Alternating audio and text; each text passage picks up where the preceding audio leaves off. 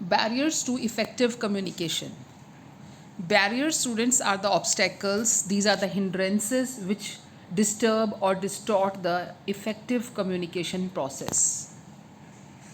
There are a number of barriers which include physical barriers, semantic barriers, cultural barriers, psychological barriers, and even barriers are caused by wrong choice of medium.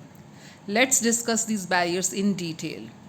Physical barriers, students, occur in our environment, like noise is there. Noise is the biggest barrier in the process of communication. It can disturb the sender of the message as well as the receiver. Physical distance, students, also act as a barrier. If the receiver of the message or the receiver of the information is at a far off place, then it acts as a barrier, because it becomes difficult for the sender to know whether the message or the information has reached the receiver or not, or whether the receiver of the message has understood it or not. So physical distance is also a barrier.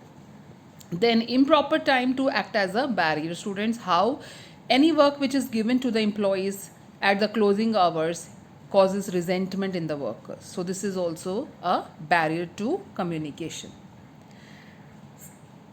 Many times, students, instruments or machines which are used in communication, like telephone, mic, computer, can create a barrier. Because there is some problem with the instruments, the communication process gets disturbed. Even excess of rain and natural calamities too disturb these instruments. So the failure of electronic power, students, also act as a barrier.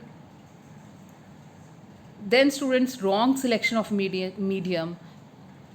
like emails, mobiles, telephones, these have to be corrected for the effective communication process. Even high temperature and humidity can lead to barrier in the process of effective communication. Then, students, we have the language barriers. These are also called semantic barriers. Language barriers or the semantic barriers are related to the language of a person.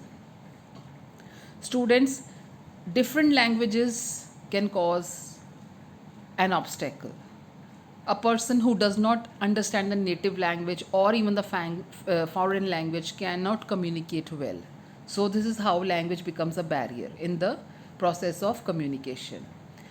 Students, sometimes in the process of communication, the words used have same pronunciation but different meanings. They can also cause a barrier.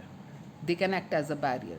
Even jargons which are difficult words, they too disturb the communication process. Bypassed instruction, students, which means shortcuts, can lead to barrier in the process of communication.